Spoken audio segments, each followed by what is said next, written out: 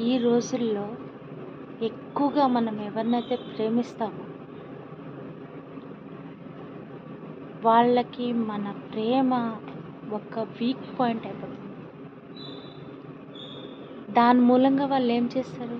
మన గుండెల్లో గుణపం గుచ్చుతారు. ఏదైనా తట్టుకోగలం, కానీ గుండెల్లో గుణపాన్ని మాత్రం తట్టుకోలేం.